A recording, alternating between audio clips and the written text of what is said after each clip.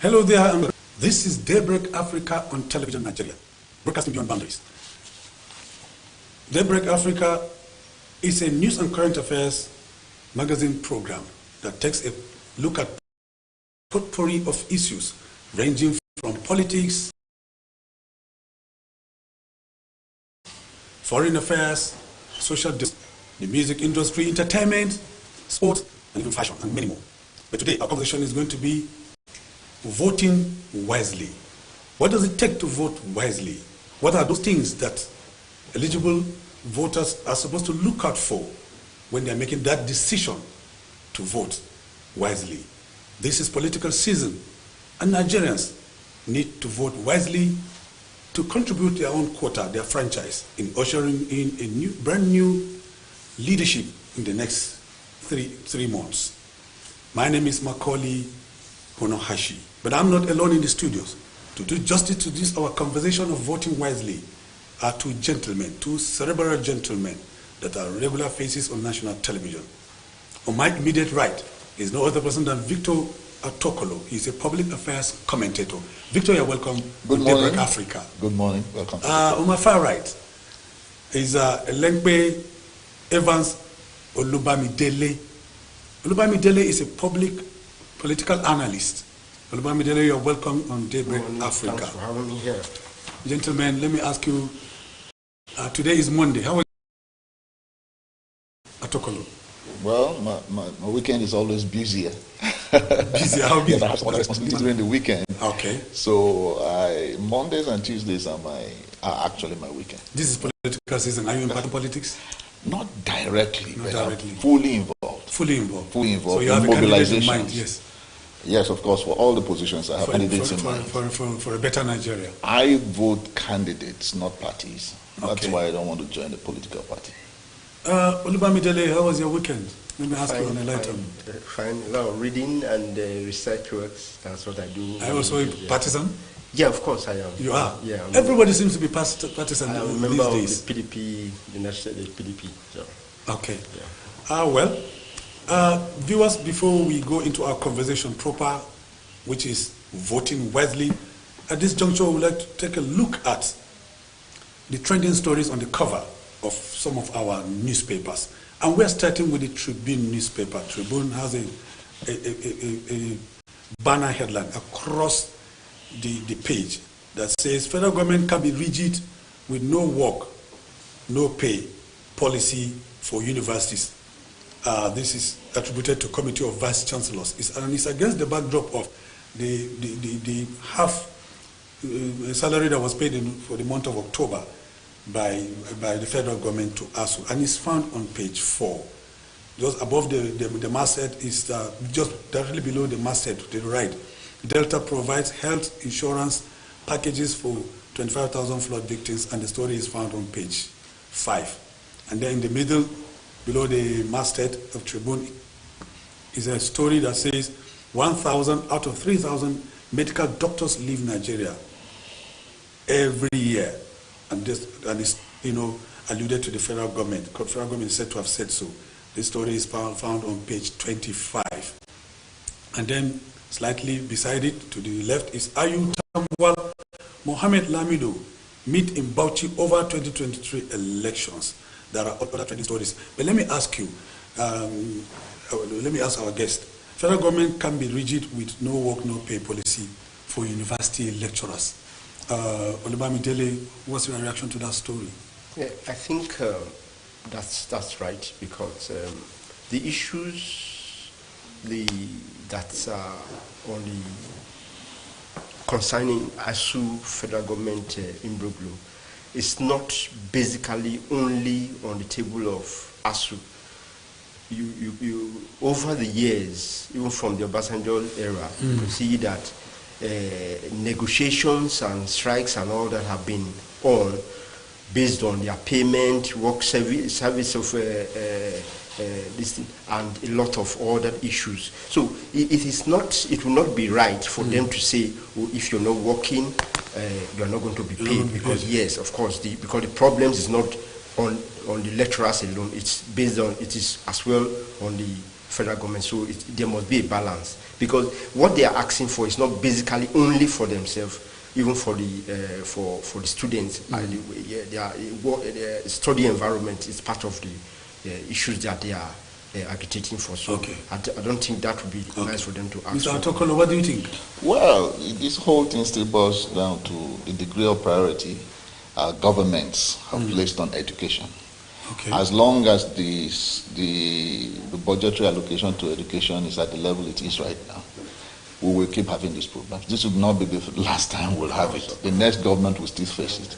What we need is a drastic review of attention to public education, which is the backbone of future development in any nation.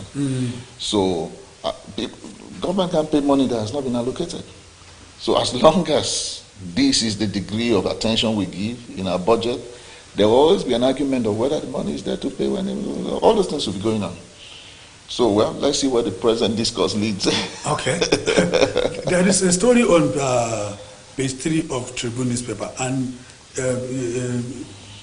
they are putting it on the top right-hand side of the masthead, where it says that at Arise TV town hall meeting, this story has trended even on social media across the broad spectrum of media platforms. It says Tinubu absent.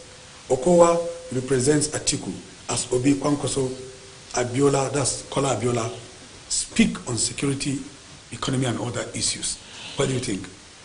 Yeah, well, let me start from... Should presidential candidates, particularly foreign liners, be absent in this kind of very important media events? Yeah, the handlers of the Tinubu campaign organization, they gave an excuse that media houses cannot give them short notices to attend such events.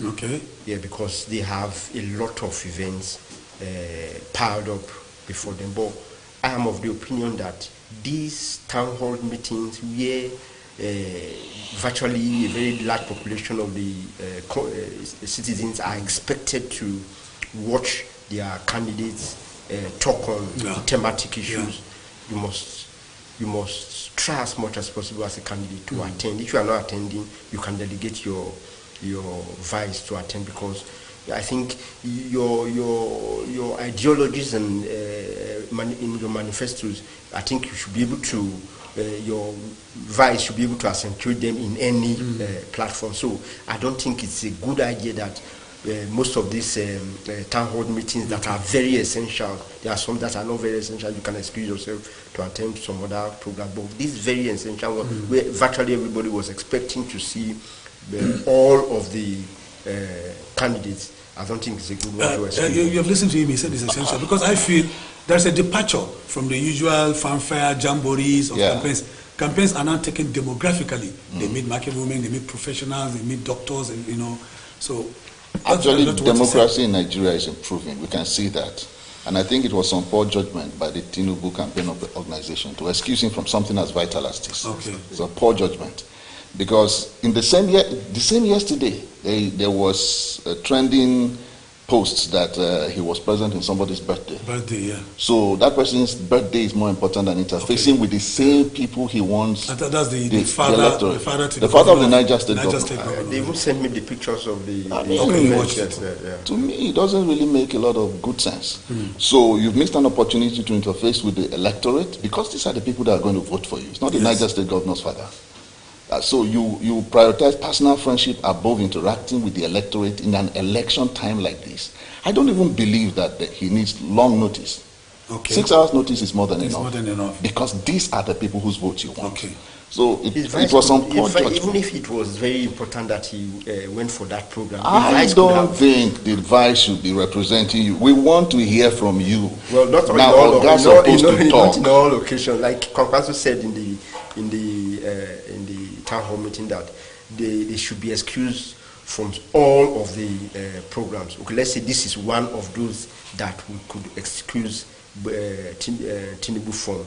Then his vice would have deputed for him. But in other occasions, I think he should be able to do like 60 to 70% of attendance. Well, what do you think? Well, that again, campaigning takes a lot of energy. Of course. So if you don't have the energy for it, why go for it? That's my blunt opinion. Okay. So you're campaigning to be elected president. When you have been elected president, you can delegate your vice to represent you on different fora. Okay. Right now, it is you the electorate wants to interface with. Between now and January, we want to exhaust everything that is in Tinubu, that is in Atiku, that is in Obi, that is in Tambuwal, all of them. Okay, now let's go to this day. This day is our next newspaper, and they are couching their banner headline. You know, it's the same story, but differently.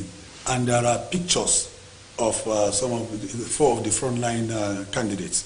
That of Atiku, followed by Obi, Kwankwaso, and Abiola. You know, obviously, for obvious reasons, Tinubu's picture is missing there. But what they are saying is that at Arise Presidential Town Hall Series, candidates lay out their agenda. Just like you gentlemen said, it is an opportunity for them to lay out their agendas. So, what's the implication of this kind of, if you miss this kind of opportunity? What's the implication to your own political party? Well, I think we are still in our democratic processes, and it's still very on the very local level compared to like countries of the West, where these kinds of town hall meetings are very essential. Like in America, you cannot. You don't dare to miss this kind of you can't do it. You can't do it. But here, the elites that will listen to these programs and watch them and all that, they are I would say the percentage is very low. Like the Tinubu, I think he will be targeting the traditional voters who don't even listen to TV, radio or whatever. What they do is during elections, they want the monies. I happen to be they want the monies. I happen to be. I've always been a unit leader in my party, PDB. They don't go for ideology or whatever. What do you have to give us now that we are voting for your party? They don't. They have cards. Is that not scary? But that is the reality. That's the reality. That's the reality. I think they are failing to notice a very strong transition taking place. Yeah, that's why the results that. of the 2023 elections will shock them. We shock them. Because you see, a season can pass and you are tied to the old season. See, the demographics has changed of voters. Yes. Even the average teen, late teen, 18 upwards. Let me take the people that have joined the voting public within the last 7 years, between 18 and 25 right now. You may be surprised how social media savvy the illiterate among them are. They may rule, I'm telling you the honest truth. Of course. So if they are ignoring... There's a huge revolution. Yes, so the dissemination of information must move beyond the way they have done it. They have to interface with these people. If not, they're going to lose them. And they'll be surprised. Okay. So is that why, okay, there are about 4 riders to that same story. And underneath the kicker, which is the banner headline. The first one is attributed to Kwankwaso, where he said, military personnel grossly inadequate. He used that opportunity to emphasize on that. And then Peter Obi was of the view that we will ensure prudent management of resources. And then Atiku, through Okowa, says, if Nigeria is working for everybody, no one will want out. And then Kola Abiola says, Buhari's underutilization of NSS office escalated insecurity. And then Tinubu is missing out of here. But at the top of the masthead, Tinubu is quoted to have said on page 4 that Atiku is jittery. He knows I will win 2023 presidential poll. What do you make out of this series of interjections?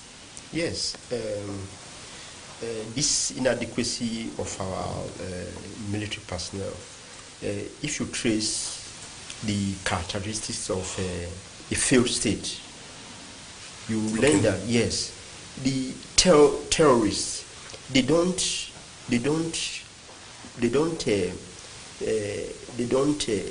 do their terrorism in failed state, totally failed state. They act in failing state because, of course, anybody who wants to go into terrorism or criminality will understand that we have a problem with inadequacy of security. If you learn it, go to Somalia, go to Yemen and all of those countries, you understand that the problem of inadequacy of security leads to this kind of situation. So that is what these bandits and all that the terrorists are banking on. You can see a swat of land, local government, no security agents. Like in my place, the police force there, I'm not sure there are more than 16 of one of the largest local governments in the country, Akoko-Edo. It's from the Midwest. It's still has not been shared. So any criminal would operate. It's a far cry from the United Nations. Yes, the ratio. Yes, police to citizens. So any criminal will understand that I can operate in this part of the country without ungoverned, without any. So I think Wakwaso is right about that. What I was expecting Buhari to have done when he came in, he knew that there was a huge security problem, and he campaigned with it. What I was expecting was that there was going to be a drastic employment of security agents, as in like 200,000 or 300,000 every year, because that was the problem. Yeah. Okay. So that is. Well, Bola Ahmed Tinubu suggested at a forum some months ago that he would employ 50 million Nigerians. Yes. Let me not go there. That's comical. But these Don't comments that was actually. A slip of tongue? Slip of tongue at a time like this is dangerous. They shouldn't be slipping their tongue at this point in time. All the candidates should be very careful with what they say at this time, because it's going to determine the mood of the electorate. But these comments by all of them, Kwankwaso, Obi, Atiku, Abiola, just shows the level of intelligence that we have on parade. These are very intelligent men. They are looking at the national situation carefully. But what the electorate have to decide now is that who is really going to stick to their words and carry them out. Okay. And there have been arguments. This Okowa canvassed yesterday for state police, but I happen to be part of that advocacy. But on the other hand, there are Nigerians which I don't think I can't discount them from that fear that if we go that way without structure to maintain and regulate them, the governors might use them against perceived opponents. I've seen them use the regular police, which are under the control of the federal government through the Commissioner of Police and the IG. Then, if you give them that 100%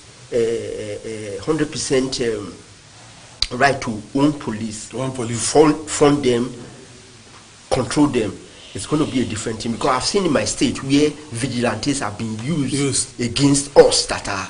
Okay, can we think forward? It's not what has happened, it's what can happen. You see, no power is supposed to be total in a democracy. Yeah. Democracy has checks and balances.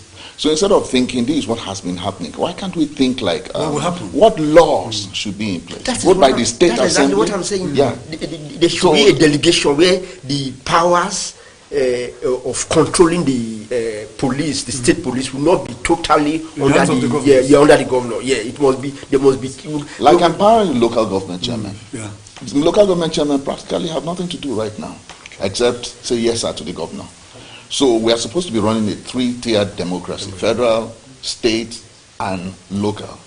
So we should be thinking of a new season where everybody is kind of empowered to checkmate each other. Exactly. So that one person does not aggregate all the powers. And we even need that for the federal government. The federal government of Nigeria is too powerful. Yeah. So we need to take a lot of power from the center if the new dispensation is going to work, no matter who wins among them. Okay, let's move forward. The Guardian newspaper is our next paper, and the banner headline there is a departure from Nigerian politics. It says COP27. COP means Conference of the Parties, and it is a climate change conference that held in Egypt. And the headline is Inflation, Energy, Security Frustrate Commitments to climate change. And there are about 4 riders here where it says Nigeria orders push for more oil explorations. And then United Nations says we will hold world leaders accountable with regards to climate change. And then African countries, that's the third rider, African countries most affected by climate change, says COP27 president in Egypt. And then the last one, world's green agenda undermines Africa's priorities, says Ayuk. Now, the question is, we are part of this global community, climate change. But we have sent delegation, they have come back. Do you see them implementing these things? I think to some extent it will influence policy. But it will still, in every country, including Nigeria, depend on the individual conviction of the leader that takes over. You know, because these things are real challenges. Yeah. I mean, I don't know whether to rejoice that my state has become an oil-producing state, for instance, or to be sad because of the propensity to oil spillage.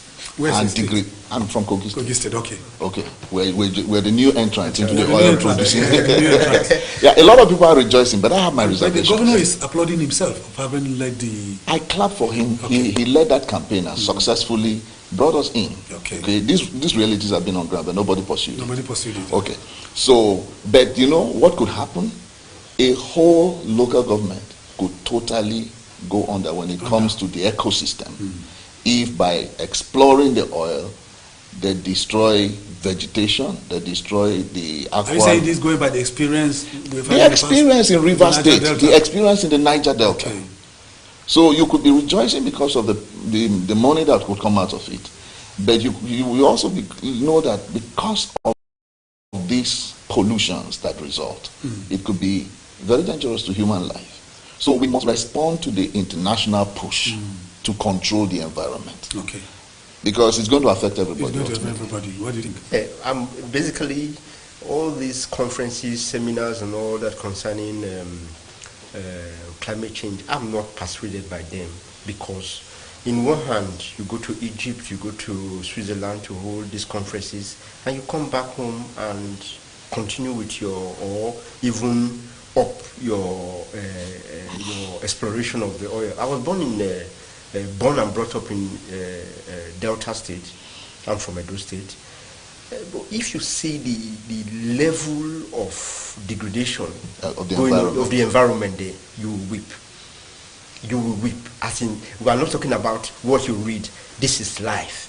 You see your nets, you put them in water, you see what comes out, you know what you inhale. You go to the water, you see... Like a mosquito net or something? Oh, no, like the net of your blinds and all that. In 2 months, you put them in water. What comes out, you know what you inhale. There are some parts of Delta State, they are totally consumed by this sludge and all that. So it is not the amount of time you spend in conferences and all that. Okay. And apart from even the oil exploration, you are doing industrialization, which of course you must pollute the air, the atmosphere through industrialization. And at the same time, you're going to conferences and talking about this. So I'm not persuaded by those talks. They really don't work. We need action. We need action. Yeah, we need action. Talking about action, let's move to our next newspaper, which is the Daily Times. And the Daily Times has about 4 stories on the cover with a lead story, with a lead headline. Let me talk about the headline that is above the masthead, which also featured on the previous papers we reviewed. Federal government denies alleged bias, half salary payment to ASU members, which can be found on page 4. And then at the bottom is 2023, Tinubu Atiku absent at town hall presidential candidates meeting of the Arise TV town hall meeting. And then beside the picture story that is there that adorns the cover of the paper is foreign investors, business owners jittery over uncertainty of 2023 elections. I'll ask you questions on that, but let's take a look at the lead headline, which says, Buhari will leave Nigeria more prosperous, secure that he met it. And they are quoting Gambari because this story emanated from the campaigns in Nasarawa State yesterday, where Gambari, the chief of staff to the president, represented the president. And that's the ruling party, the presidential candidate of the APC campaign in Nasarawa State, where they inaugurated the Nasarawa State Committee. Gambari is quoted to have said this in Nasarawa State. What's your reaction to that? Well, it is obvious that it was, he said it absent-mindedly. Yeah, of course. Why do you think it's like that? We have from now till May for him to leave. What has happened over the years since 2015 till now is nothing to write home about. So how much? So there can't be any magic in the next 6 months? What magic is it going to do between now and May? That is about 7 months thereabout. I think that's what I have to say too. He will have to be a magician in the dimension of Professor Pella. To tell us that. Or a miracle worker in the dimension of the late, Elijah of the Bible. There must be to be able to produce that. There must be something, There must be a talisman. Do you expect him to say otherwise? No, you don't. Well, I think that's their scorecard. Yeah, there's nothing. What do you expect them to say? That they have not done well? It's not. Ultimately, the electorate will have to score them. Yeah, we will have to score them. Okay, there's a story, the one I said earlier. Foreign investors, business owners jittery over uncertainty of 2023 elections. Is there any uncertainty, Mr. With the announcement, not just an announcement, they've already carried it out. America has pulled out a lot of their nationals and a lot of the staff of their embassy. Yes. And other Western countries have done that. These are people who take security seriously. So they wouldn't do that if they don't have security reports. Okay. Okay. Our government has said there's a lot of exaggeration in it. It's left for them to prove to us. Okay. So if these foreign nationals, the foreign nationals would rather listen to the American security report than what our government says. We may listen to what our government says more than what the external people say out of patriotism. But what happens between now and February will prove one party wrong, right or wrong, or the other.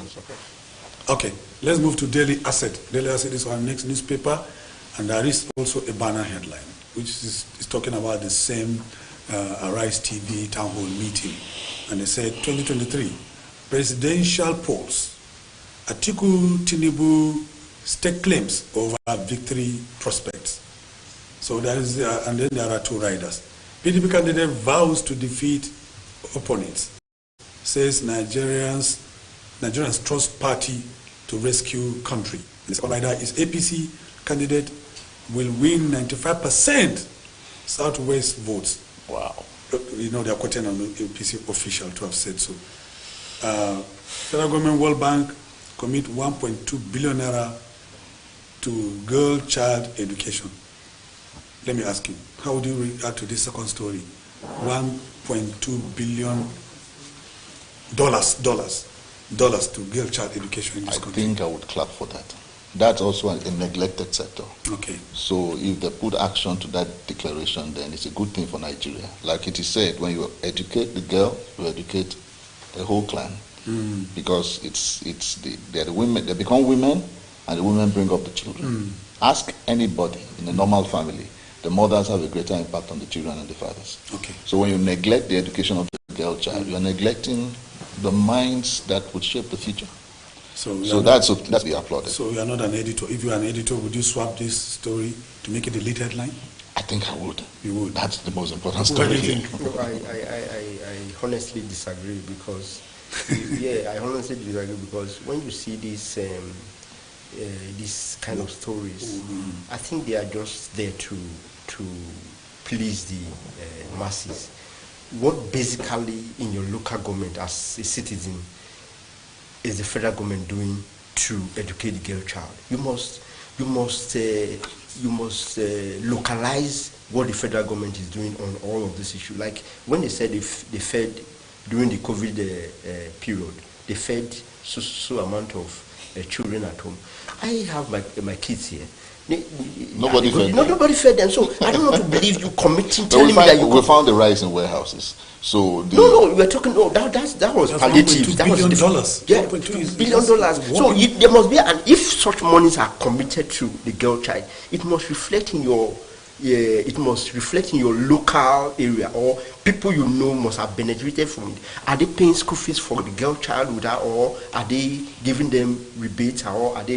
There must be something that you can experience. They don't just tell you stories because that's what they are used to, and you believe them. I don't believe these kinds of story without experiencing them. Now, beside the picture story that is on the cover of Daily Asset, is a story that is quoting the Northern Christian elders, and it says on page 23. It runs on page 23. 2023 project. Reject parties parading same faith ticket. Northern Christian elders tell Nigerians. We're all familiar with the same faith ticket debacle, that caused so much uproar across the country. But the question I want to ask you is at the bottom of the newspaper, where it is said that Governor Lanlong of Plateau State returns missionary schools to honors. Governor Lanlong of Plateau State is a Christian and is the Director General of the same faith ticket of the Asuwaju Shetima ticket project. Now he is returning, and Plateau State is predominantly Christian. We're all aware of that, if not 80%, 90% perhaps. And there's so much uproar that the emergence of Tinubu Shetima caused, which was exacerbated in the state, because of his acceptance of to be the Director General of the campaign. Do you think this, reversal to hand over mission schools to their owners is auspicious at this point in time? I think that is the right thing to do, to position our educational system back to where it used to be. I've had running issues with my state government on education, the Edo state government. It could come to television programs like this and tell you how much they have been doing on education. They have a program called Edo Best. I think some people came from Rwanda to understudy it, but like I just said now, there is no effect on the ground. I'm a leader in my local government. In the school in my local government, in my village, has just one teacher from JSS1 to SS3. So the government, in that instance, the government has nothing to do with education. If that is, and that side is all over the whole local government. Some schools don't even have one. For over 12 years, no employment of teachers in the state. So what are you now doing with such schools if you don't have teachers? Because you could have all the reforms or the policies and all that, but the core issue on education is that the teachers must be in classroom to teach them. Okay. I think the whole thing boils down to corruption. Okay. There is money dispensed, there's money allocated, but it doesn't trickle down to where it creates the results, because somewhere along the line it disappears into private pockets. Okay. That's the same thing the concern he expressed concerning the allocation for girl child education, and he's expressing the same concern here again, because these monies don't get to the ground. So Buhari said made a statement the first year he came in. I think that was even at his inauguration or during his campaign. I can't remember exactly. If we don't kill corruption will kill Nigeria. Yes. I think that word should be embossed in gold and placed in every public building in Nigeria. Okay, let's move on. And we should attempt to leave it out. Let's move on to Al Jazeera. I like what Atokolo just said. Al Jazeera is saying the banner headline is pay cut. Okay, ASU meets today. Anxiety as ASU meets today. But my interest here is that Ngige is defending federal government's action of these half pay cut. And people are accusing Ngige already of not working for Asiwaju Bola Tinubu because he appeared on Arise TV and he did mention that he doesn't have a preferred candidate as of now, presidential candidate. What do you think about those accusations? Well, I think it has to do with some element of tribalism. He's from the east. And you know how they react over there if you are not supporting the candidate, because I've written a lot about the likelihood of the obedient movement turning into a fanatic movement if it is not checked. He has his own fears. The fears that if I don't support Obi, I go to openly support Tinubu, I'll have problem in my place. Yes, you could see the way this guy's house was burnt there. This guy in Lagos, I've forgotten his name now. It's one that he used to be the secretary to the APC Lagos branch. Okay. Yeah, how his house was burnt over there and all that. You see? So I think his fears concerning supporting. But could it also be that he can see that his candidate, the party he belongs to, is not fielding a candidate that could bring out the results? The man is obviously not in the strongest state of health, and they are fielding a same-faith ticket. All I know is he's a Christian also. Yes. So if Northern Christians, as a bloc, have begun to mobilize their people to vote against it, APC should have been more considerate. Okay, now I want you to react to this story. It's on page 12 of Al Jazeera newspaper, where federal government is being accused of being behind Ekweremadu's ordeal. We all know the story of Ekweremadu in the UK. He's languishing in detention for an alleged organ harvest case. And then the Federal High Court has just, pronounced, passed judgment for the interim forfeiture of about 40 of his properties. And the federal government, Ohaneze Ndigbo is accusing the federal government. 30 seconds. How would you react to that? No, I don't want to believe, because in the United Kingdom, they have a law concerning organ harvest.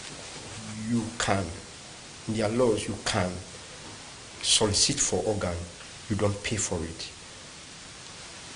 Do you understand? That is where they call it organ harvest. If you solicit for it and it's given to you free of charge, it's a different thing from what happened where it was paid for, and so it's that one alone contravenes their law. Yes. So there's nothing the federal government cannot influence the decision of the. What do you think, Tokolo? I think I'll be disappointed with the people saying federal government is involved. Okay. Based on the fact that he's from their place. In Nigeria, a big man never does wrong. Exactly. So we don't know there are societies that are ruled by law. Since he's a big man, yes, he should be able to go for it. Or federal government should have thrown their weight in diplomacy to have Britain release him, whether he did something wrong or not. That's the way we think in Nigeria. It's not so in the rest of the world. And I think they should withdraw that statement. Yeah, it's very unusual. Okay. Now we're going to take a short break. But before we do that, let me tell you about a trending story that has inundated the broad spectrum of all media platforms, from social media to print to electronic. And that is about alleged bees dispersing a campaign rally in Kogi State. Let's have a look at the video before we come back to the studios to round up this segment. Please stay.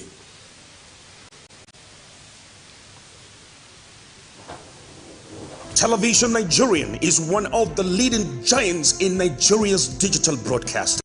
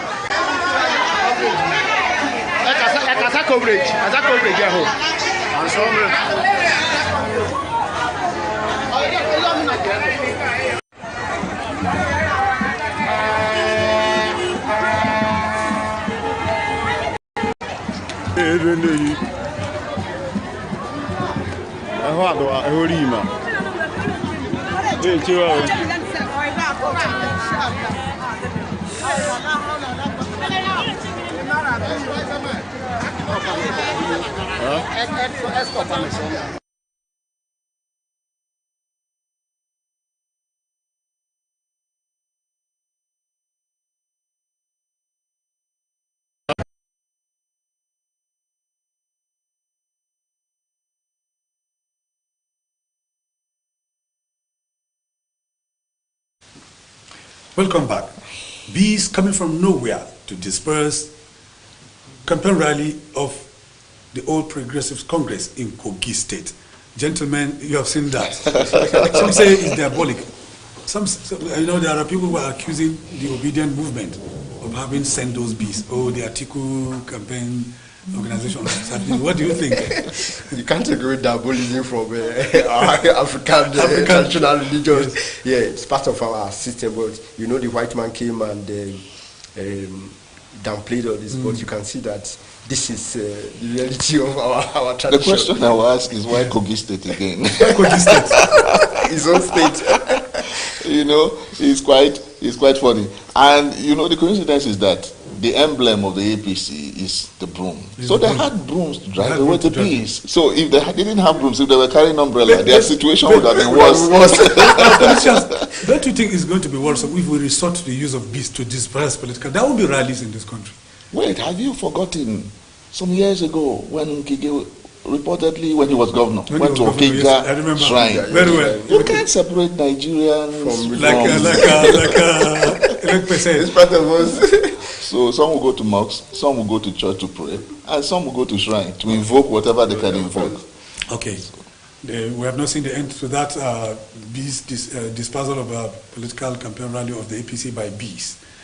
On this note, we're going to take a short break. When we come back, we'll continue with our conversation, voting wisely. Stay with us. Television Nigerian is one of the leading giants in Nigeria's digital broadcasting. We deliver quality productions to clients from all sectors of life. We are experts in program streaming, event coverage, news reporting, adverts, documentaries, personality profiling, skits, and jingles. You can advertise now on Television Nigerian network platforms or sponsor programs like The Patriot, Spectacle, Business Daily, Security Dossier, and other programs. To publicize your business from ground state to the zenith, we have the capacity to introduce, promote, and publicize your businesses to increase patronage. We associate with quality to attract clients like you. Television Nigerian is your media solution.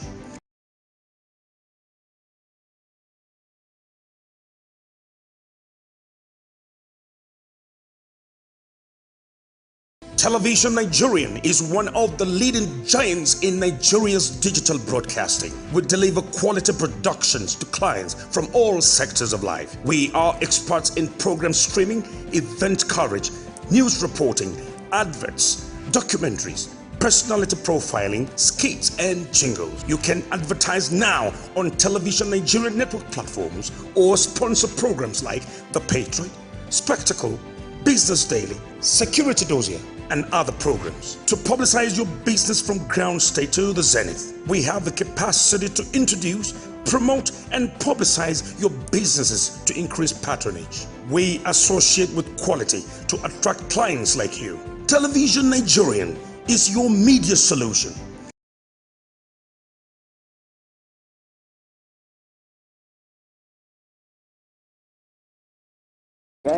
Your body bang, your body bang, your body bang, your body bang, your body bang, your body bang, your body bang, your body bang, your body bang, your body bang, your body bang. And I give us when you take a selfie, when you take a pose, you the ginger the boy. Every time you bend the low, I'm okay when you take a selfie, when you take a pose. You the ginger the boy. Every time you bend it.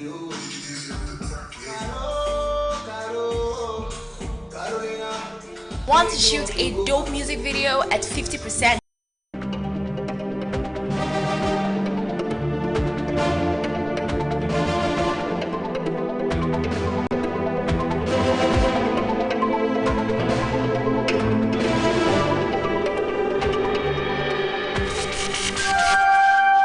Okay, as 2023 general elections they come, we get only like 3 to 4 months to reach 2023 elections.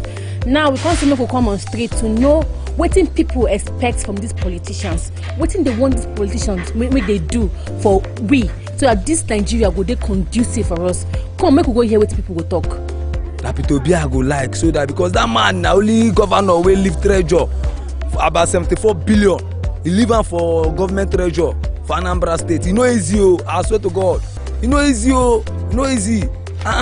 food go dey yanfu if this man come. See, people wey be say they dey gratuity, people wey dey teach for their state. No only Lagos state they don pay since, but people wey dey state like my mama na teacher, they never pay am gratuity. I dey vex. I was start something doing now. See, I be graduate, I no get job. Which kind of thing be that one now? Me I go school, forget say I dey speak grammar like this. You understand? But me you know I dey speak on layman language. Make everybody dey understand am. Make we vote well, vote for the right person. Make everybody chop well, smile well, everywhere go good. You understand? Kasmiado don come abeg, the promises make they do. If they talk, make they do am. You understand? The only person wey me I dey see as a prophet is a man of God. Me I dey see Peter Obi.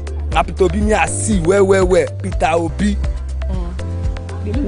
Anybody wey go do better, when hungry no go dey, work e go dey. We like that one. Anybody. So which kind of thing again you dey expect from the person wey go come sit down for the seat of president next time? Atiku. What do you want make he do for you? Make he bring, make he work, he go dey, money go dey, hungry no go dey. The next person, they need to at least know the kind of things Nigeria wants, all those things, ask questions, so that they can know what they want. For example now, look at Buhari, he does not even know about us, only the people around him. So, don't say that, for example now, may they at least get knowledge about us. All those understanding, they should try to express everywhere so that they can know about us. That's what okay. Now you don't dey ready for the election? Yeah. Are you ready? You have a PVC? No, not yet. I'm making out for the PVC. Right. Democracy, you want of people and by the people, or government by a majority of people.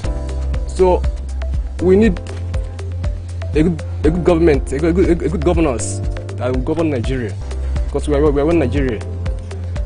I preferred both PDP, APC, and other parties to come up for presidency, so we can elect an eligible person. So I need the intellectual people, those who will fear God and who can serve the public better in a good position.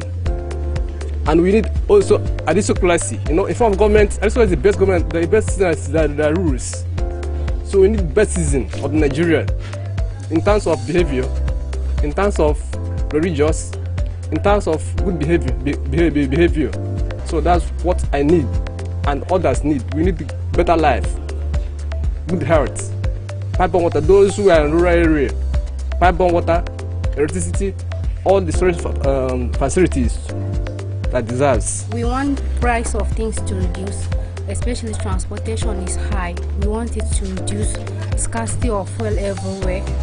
We want food to be available, everything is cost. So we want government to do something about it, about school. Education is very important, issue of ASU and other things. We want government to do something about it so that Nigeria can be better.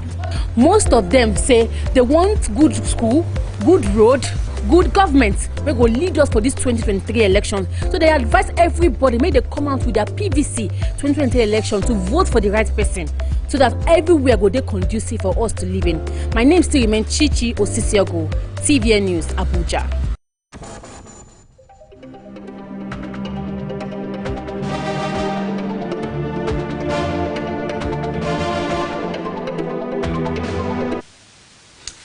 Thank you, Chichi, for that report. Nigerians bearing their mind on what government has been doing for them and their expectations for 2023 general elections. If you're just joining us, this is Daybreak Africa. My name still remains Macaulay Onahashi. With me in the studios are Victor Atoloko by my right. Atokolo. The K before the L. Atokolo. Thank you for remaining with us in the studio. And Elempe Evans Olubamide is also here with us. Gentlemen, you have listened to that voice of the people, where they bear their minds on, they came from different backgrounds, bearing their minds on expectations of 2023. And our conversation today is voting wisely. These are some of the people that are going to decide who will be the next president a brand new president in the next 3 months, God willing. Now talking about voting wisely, let me start with you, Elempe. Foolishness is the exact opposite of being wise. What does it take for somebody to be politically wise? Because we're talking about voting wisely. So let's get this thing in context. Yeah, basically, the issue of voting wisely is a reaction to our sorry case in Nigeria. We have, over the years, voted based on what you are given. Sometimes 5,000, before now it used to be 2,000, 1,000 and all that. They've upped it. 5,000 in Osun State, it went up. Osun and Ekiti State went up to 10,000. And it is funny that these same people who are talking about wanting the best from government, they take this money during elections and vote unwisely. Okay. So there's this contradiction between voting wisely and asking for money during the election. So we expect people, citizens, the electorate, to look at what each of these candidates is going to bring to the table before they vote. I have to be candid with you. The best candidate we have is Peter Obi, but I am not very convinced that he's going to win the election because of how our voting pattern. Yeah, of course, our voting pattern has changed over the past, like say, 7 months because of his introduction into. Elempe, you want to lay a foundation for a debate? Yeah. I am happy. He's waiting eagerly. I am happy he said what he said. No. I'm a realist. I have to be. And that is why I said can't you remain earlier with the best and then work out a strategy for him to win if you know he's the best? No, I am a member of PDP. I'm not supporting. But is it sacrosanct? Is it religion? It's not. No. I'm not. I'm not religious. So you say you are a realist. Yeah, and you have a candidate.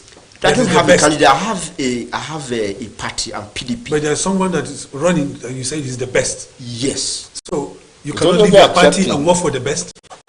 Because I don't believe, I'm not persuaded, I'm not convinced that he'll be able to win the election. Why not? Because of the way our... Yeah, of course, I have to be very frank. I have a point here. I'll come back to because Victor. We have a way our voting pattern in Nigeria is structured. If you do your juxtaposition with that of the US, where you have the Electoral College. The Electoral College is to checkmate how we vote in Nigeria, where you need to win states with more population. Yeah. Yes, in the US, even if you win the general election, you need to win the Electoral College. Yes, but in Nigeria, you just go win Lagos State, Kano, Kaduna. In the US, when there's a tie, the Electoral College is a tiebreaker. Yes, but it doesn't happen here. It doesn't happen here. So you just need to win Lagos, Kano, add some few northern states, win 25%. And you know, in the Nigerian case, it's 2/3. 2/3 means no, we don't use 2/3 any longer. Okay, 25%. If you win two out of the 6 geopolitical zones, yes, all you just need to do in the other 4 zones is to win 25%. 25%. You are good to go. So you don't see him? Yeah, I don't see him doing that. Okay, what do you think? It's because he's not involved in the obedient movement. Okay. The truth is that there's a wildfire, spontaneous, and completely generic movement going on. Okay. And the older politicians, particularly those who have been involved with political parties, are oblivious of it. That's why Bola Ahmed Tinubu can take the town hall meeting yesterday lightly and still boast that he is going to floor Atiku in the next election. Because of that thing he's talking about. Yes. They know how things have run. But if they are really observant, a lot of the people who who helped the new electoral bill to pass are not coming back to the House of Reps. The Senate President himself is not coming back. Because they hardly read, they don't read these things. That's proof that they didn't read it. So they are not really aware. We don't have politicians who are aware. That's why Obi Peter has completely changed the narrative. And what is taking place in the grassroots right now. Let me take an example of my state. As at 2 or 3 months ago, Kogi State did not know Peter Obi until some of us decided that Kogi State will know Peter Obi. But what has taken place in just 2 or 3 months will shock you. APC may say they are in charge of the state. They are, okay, let's watch what will happen in the villages and hamlets by the next election if this movement continues the way it is going. And you think there's time for it? What has happened already that I am aware of? If we continue at this pace, by the grace of God, it's a done deal that will deliver the state to Peter Obi. Presidential. Like I said, I'm not a party man. I'm not even a member of the Labour Party. I don't intend to join any party because I want to push good governance in Nigeria. And a good candidate can come up on any platform. Like for Senate, for instance. I have my candidate from my zone, and it's not Labour Party. Okay. So we want to push good governance, which Peter Obi and Ahmed Dati represent so clearly right now.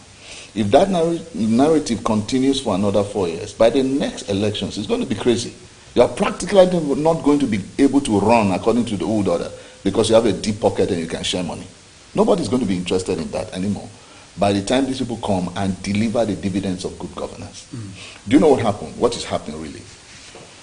In 2014-15, APC had the perfect rhetorics. Most of the people I know who supported APC, who voted APC, are now the obedience. Both in my family, in my contacts, across the country. Including the candidate himself. Including the candidate himself. Are you getting what I'm saying? Yes. Because the matters on the table are still the matters of the table. So it's not good campaign that we're looking for right now. It is who has a track record of having delivered and has a higher propensity to deliver. The same concerns of Nigeria is still the same concern. Security, the economy, the unity of the country. So what you said earlier, I would beg to disagree that the obedient movement will turn violent. It's not Boko Haram. This is not banditry. This is not IPOB. We have voters that are termed street urchins. Like I don't want to stigmatize anybody without sounding undignified. Like the shoe shiners, we know where they come from. Yeah. How can they vote wisely? Nail cutters, they are there on the streets, and they have voters card. And they are politically aware. The most intellectually engaging campaign going on right now is coming from the obedient movement. Okay. Both north, east, west, south, they are engaging these people. And if this continues, and this is what I keep emphasizing, the necessity of engaging. Now, what the other parties do is wait. What they are traditionally used to do, he's a member of PDP, he's used to how things work, is that they wait, they see these people are hungry people, they wait until the elections, gather them, give them money, tell them what to do, and they just do it. But it's not going to be like that in the next election. Why? The degree of insecurity has pressured everybody, east, west, north, and south. The degree of economic decline. We have always had economic challenges in Nigeria, but this one, it a bite. No, but basically, I would not totally want to agree with you that the degree of insecurity and all of the issues that we are faced with would totally affect how people vote. Let me give you an example. In 2015, the APC used all of this as a populist propaganda to win elections. Insecurity. You could remember, I think it was in Kano when Buhari asked how much is a sachet of Indomie, and they told him it was 95 naira. He wept. Today, the sachet of the same Indomie is 450. Do you understand? So, but now, we thought by 2019, the masses would have learned from their mistake in 2015. 15. But they went to the polls and voted en masse for the same person that failed them. So I don't think we are reacting as much as we are supposed to react to these issues that ought to change our voting pattern. We are not. Some say the obedient movement is futuristic, it's not for now. Do you agree? Yes, I agree. I know you agree. Yeah, I agree that it should not.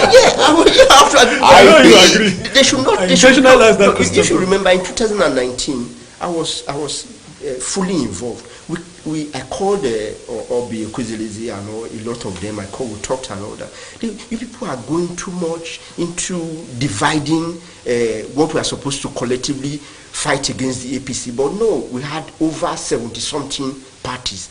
Instead of you to face the monster, the APC, they were facing PDP and other small. The Somore was there, this one was there, and all that. At the end of the day, we all failed. Yes. And what happened after the election? They all fizzled out. You cannot develop. I'm an ideologist. You cannot develop ideology like that because you want to run elections in 10 months. You put a party together, and when you fail, you just let it fizzle out. You must. If you remember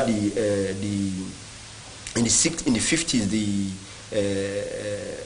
the civil rights movement in the US, it garnered momentum over time. I think that is where my point is. This thing has been building up. I don't think it's just a rush movement that started over the last few months. You don't think so? I think even what happened in 2019 was the platform for what is happening right now. Don't forget, that was a government that is in power trying to run a second term. Your power is more when you're already in government and you're the one continuing. This one, there's going to be a change of government next year. Dole, like we say in the north. Dole, there must be a change of government. It won't be Buhari by June next year, by the grace of God. It's going to be Ahmed Tinubu or Atiku, but I'm definitely sure it's going to be Obi.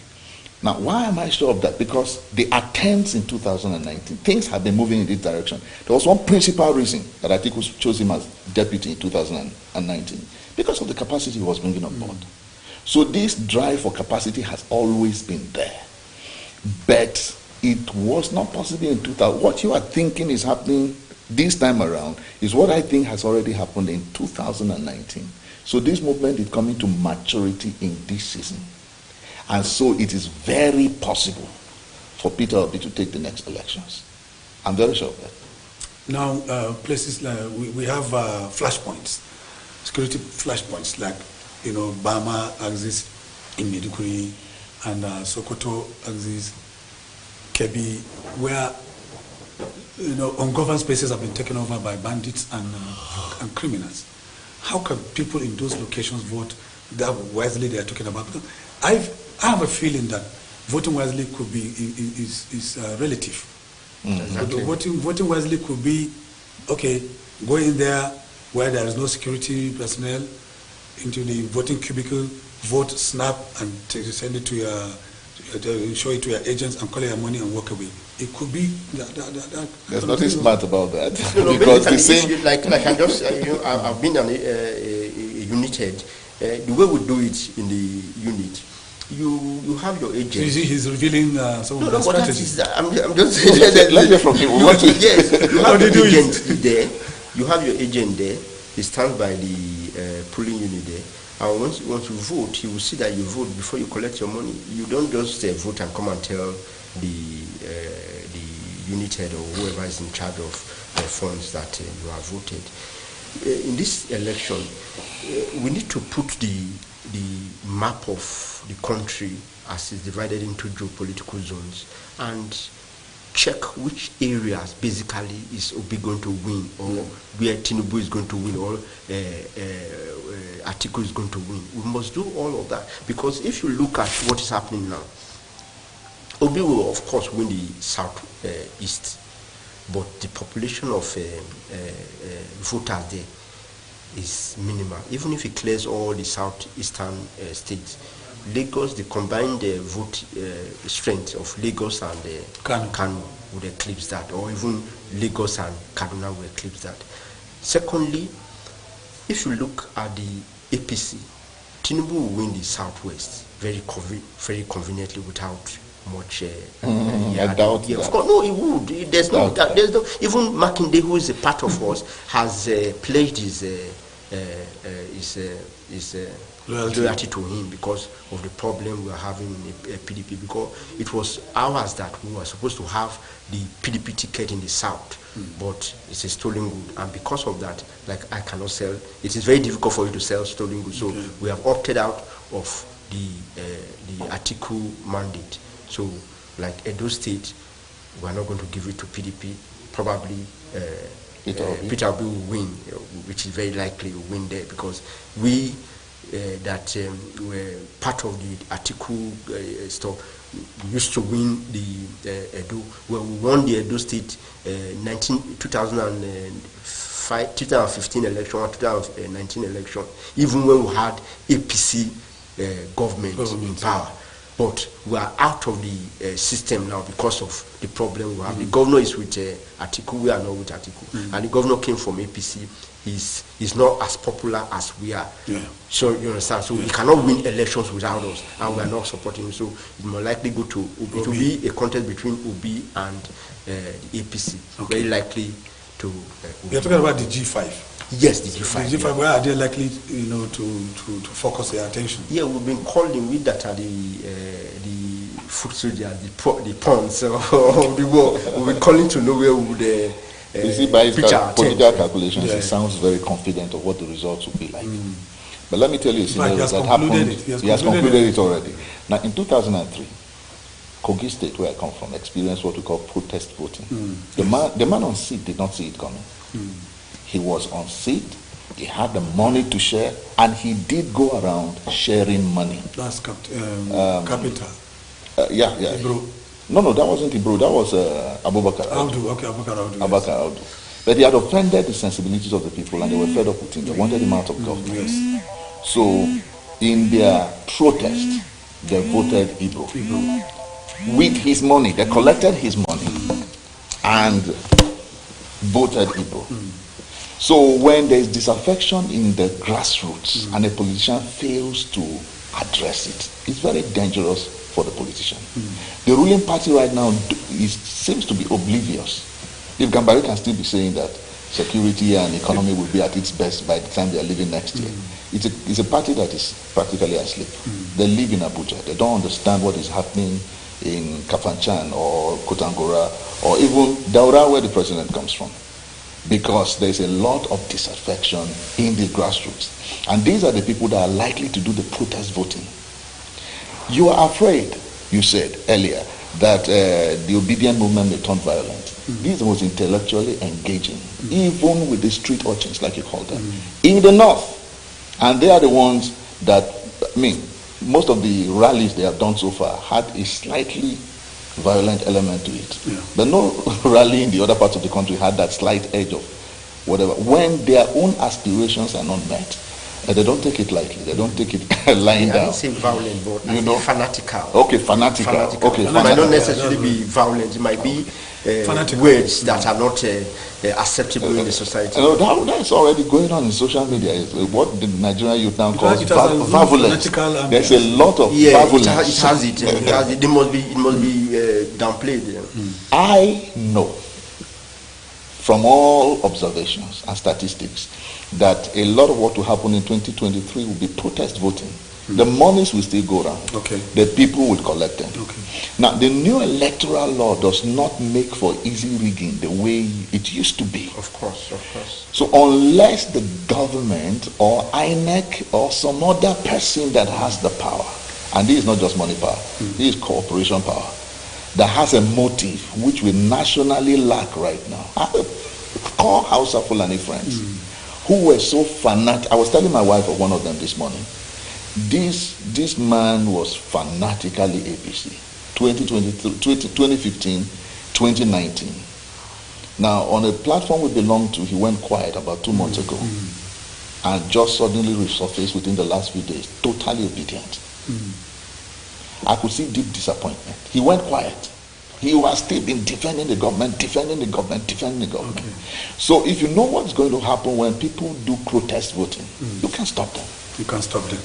Now, that takes me back to the discovery made by CUPP, and it was announced by Ikenga Ogochunyeri, their spokesperson, where there were evidences of infiltration of the INEC server with names of voters from Italy, from Brazil, from the US. That case has been settled. But one thing that has not been settled is if someone has succeeded in hacking the server, which means there was a strategy to use to vote that day. If you can, there would have been a strategy for those people to be able to deliver votes, even though they are not legitimate. And nobody is talking about that. What do you think? Well, we have brought this up over and over again with Peter Obi himself. Okay. And he seems to be powerless to do it. You are talking about rigging. We had an interchange with him, was it day before yesterday night? He seems to be powerless. Yes, that's what he said. Okay. There's really nothing he can do. He's not in charge of the system. Yes, he's not. So it's left for the advocacy groups and civil society to continue to talk and pressure INEC and the government until things are corrected. What do you think? What's your reaction to that? Well, there's no way you can, even if the president wants to be honest on the issue, there's no way you can do it. Even in the US, they still hack, where they have a high-level cyber security. They still hack them. So I don't think there's anything anybody can do. The more you create cyber security, the more these hackers go above what you are created to mitigate. So it will now be left with the degree of hacking and the impact on the results.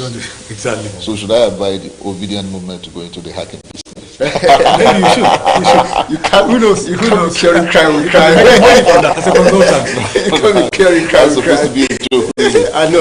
Well, on that note, we're going to take a short break. When we come back, the conversation continues on voting wisely as we move towards 2023 general elections. Thank you for remaining with us until we come back after the short break. Discount.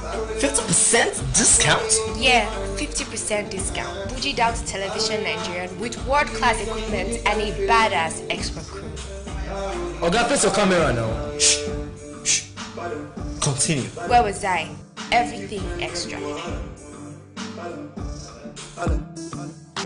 Carolina, you bad. Hurry up.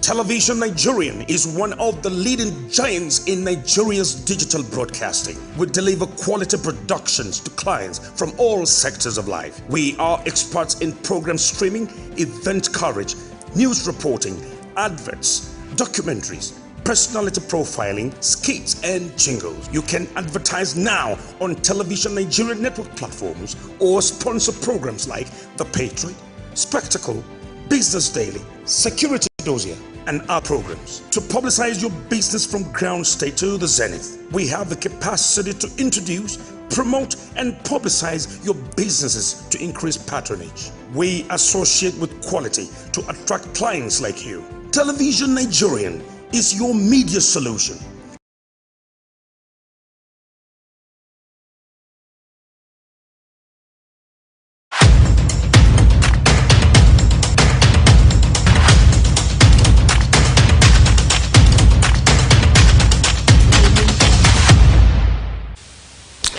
Hello and thanks for joining us on the AM News this morning on Television Nigerian. I am Chiwando Osisiago. Nigerians' power generation on Sunday rose by 3% to 4,735.1 megawatts from 4,594.6 megawatts recorded last week. The Nigerian Electricity System Operator, a body under the Transmission Company of Nigerian TCN, responsible for operating the transmission system, disclosed this in its report obtained by correspondents. The report showed an improvement from an average of 4,000 megawatts which the nation recorded for a greater part of 2022, but over 200 megawatts less than the federal government 5,000 megawatts. It also indicated that the lead generators which contributed to the increased generation included Shiruru Hydro, Jeba Hydro, Azuro Edo IPP, Egbin Power, Kanji Hydro and Delta Power. 3 persons have died in an accident that occurred on Monday morning along the popular Lagos-Ibadan Expressway. The road crash occurred at about 5:45 a.m.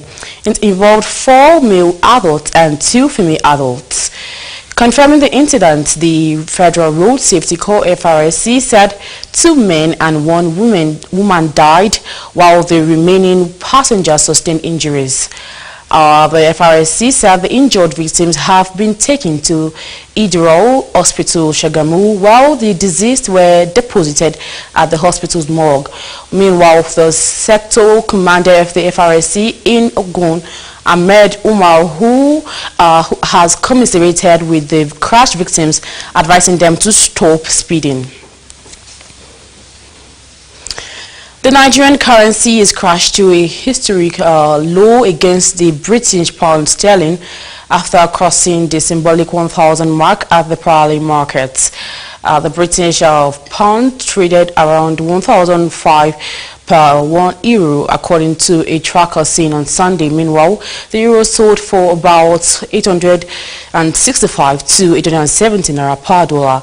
The rapid depreciation of the naira will likely affect inflation and encourage massive immigration of Nigerians to more stable economies.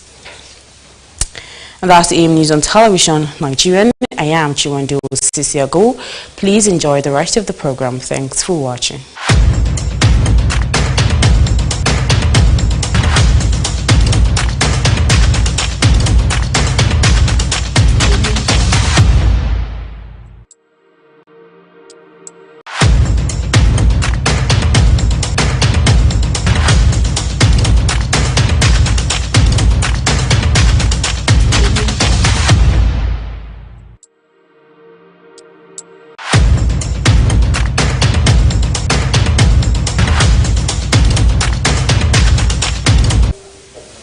Thank you, Chiwendu, for that report. Victor Atokolo, let me ask you. Let me ask you. We have about 170,000 polling units across the country. And, you know, he's a politician, you are a politician. Both of you know that you need the minimum of 2 agents at each of the polling units. And we have 18 political parties that are fielding 18 presidential candidates. Do they have the strength to field 2 agents? We're talking about voting wisely now, because these are agents that will be the eye of those political parties. And it's minimum of 2 agents multiply times 178,000 polling units across the country. That is humongous. Do they have the strength to do that? Because I'm asking this question because we don't have the strength, the security agencies don't have the strength to deploy such kind of number. Well, I'm sure APC would. And that's where the rigging will take place. I am sure PDP can. And it will shock you, I'm sure also Labour Party will. The mobilization can supply the number and supply the funds. Okay. Where Labour Party would have the challenge now is the security. Okay. Because they are actually the party to beat in these elections. If the ruling party and the PDP don't turn violent on our agents, then everything is going to go smoothly. What do you think? Those are the issues we raised when we talked about structure. Structure basically is not about the structure, the formal structure. We understand. Organogram, no, that is not what we have in mind when we talk about the fears of structure concerning labor. You talked about 2 agents. We don't just use only 2 agents. Okay. You need 2 agents for each polling unit. You need a security man. When we say security, that is a party man. Who take charge of security. Then you need canvassers. When you say... Let me finish.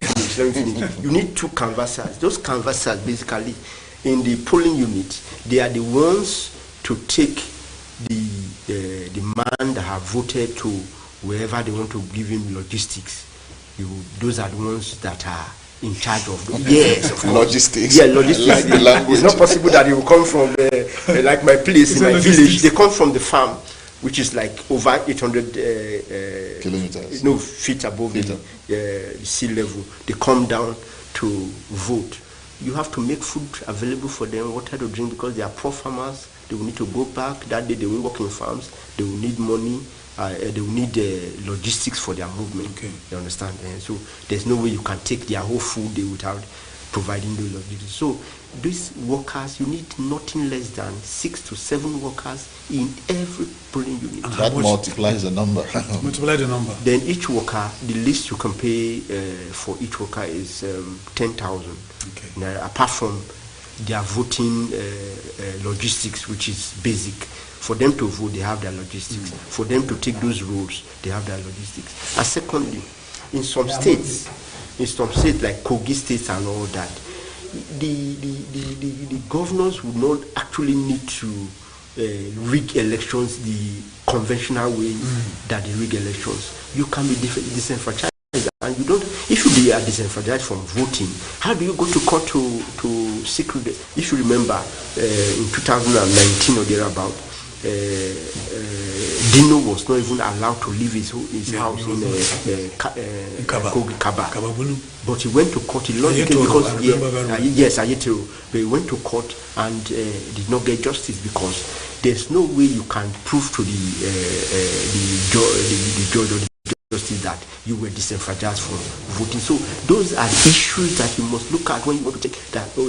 In states like Kano that are prone to such, if you ask from non-governmental organizations that covers elections, they will tell you flashpoints when it comes to voting. You see Kano, the Castinas, and all of those places, they might not be allowed to vote because they don't have the strength to and results will come. The results will come out. Okay, that's why people like you should actually come into the obedient movement. I wish I could. you should, because actually, I think you should there's like I tell people, there's more difference between the theoretical part of politics and the practical one. The practical one, where you go to the field and actually experience the whole gamut of what happens in politics. But the theory, we're going to win, we're going to take Kogi State. No, I would ask you, is this practical side you are describing right or wrong? It is wrong. But in a situation where, we all know. The reality, you see, if we discuss from now till tomorrow, what you get from is reality. I'm not an ideologist that would just say things the way you want to hear them. I'm a realist. These are the things that are in the field. We have experienced them. If you go to the field, Dino experienced it. He was shouting, talking, ranting, went to court and lost. Because there's no way you can go to the court and tell the judge that I was not allowed to vote. Mr. Atokolo, I think if you ask him to come back to obedience, it's like preaching to the converted. It's like preaching to the converted. I don't have a candidate right now. I'm very open. But at least I can be assured that your single vote is for Peter Obi on that day. No, of course, I might. You have to. Okay, but while I'm not a career politician, so I may not be as field handy as he is. Okay. But something is not. Okay. You saw the movie reel on screen. The voters on the streets. These were interviews conducted on the streets. What are their aspirations? Voting wisely to me means every individual voter, just like I'm telling him, he has identified Peter Obi, as the best candidate. Yes, he said. Go for the best candidate. If they lure you with money, collect their money, because it is our money. And do like they did in Kogi State in 2003. Vote the candidate you want, the person you are sure will deliver. When it comes to the national elections right now, Peter Obi, Ahmed Dati, capacity, competence, they're the ones that have it. Look at the senatorial candidates, the gubernatorial candidates, and pick the people you are sure are going to deliver the goods to you. If you do that, you're voting wisely. Any other thing is foolish. I think you see. Let me tell you that we cannot take monopoly of who should be the best candidate to everybody because we feel this is the best candidate. Yes, of course, I could feel this is the best candidate. You could think this is the best candidate. But if you remember, in 2019, the presidential election in the U.S., as bad as Trump was, with his garrulous talking and all that, who wanted to turn the greatest democracy to an autocracy, he had over 70 million votes. Mm-hmm. So, in spite of that, because like one writer from the Irish, they are very good writers. I strongly disagree with what you just said. No, this is not. Trump's support base was not an unreasonable support base. No, let's not argue on it. But I just wanted to use it because you see, there's one a good example within this. There's a writer from from Ireland. They are very good writers. They are the best poets and all that came from. He said before now, Americans had either enemies who hate them or friends who love them very sincerely. But when Trump came, they now had people who pity America because of Trump. That show what I want to bring to that show how bad America was during his reign. But America was at its strongest economically. America pulled away from all the hotspots. There was no war that was started under Trump. There was no war. I mean, Biden has gone back to war, and insecurities multiply all over the world. The people that supported Trump supported him based on principles and his achievements. He delivered on his campaign promises.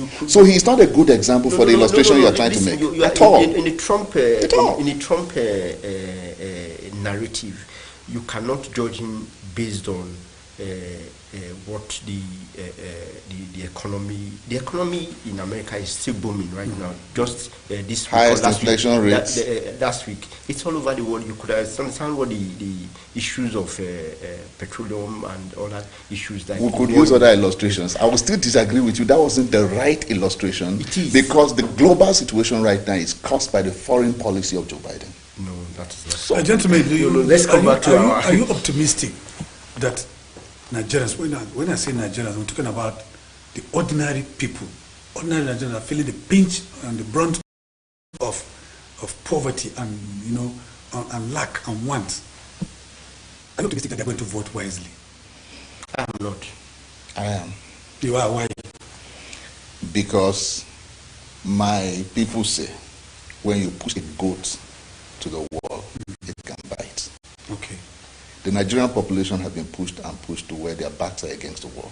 So they're likely to bite the old order this time. When you say the Nigerian people, are you talking about the enlightened demographic segment or I don't differentiate. We are on the streets. 70% of poor Nigerians are in the rural areas. And they are completely cut off from civilization, if I may say so. Not exacerbated by insecurity. Cut off as you think. Okay. Now, Nigeria has up to 30 to 40% urbanization. We're about the most urbanized, one of the most urbanized societies in Africa. The large population centers are around the state headquarters and the local government headquarters. Okay. So, and that population is fairly conversant with what is happening. Now, I lived in Benue State for several years, so I'm also very, very familiar with Benue State. Huge populations of Benue State are in IDP camps. Tell me how these people have been pulled out of their roots for years, and nobody has really done anything to calm the situation down. So how are they going to vote? It will be protest votes up and down this country.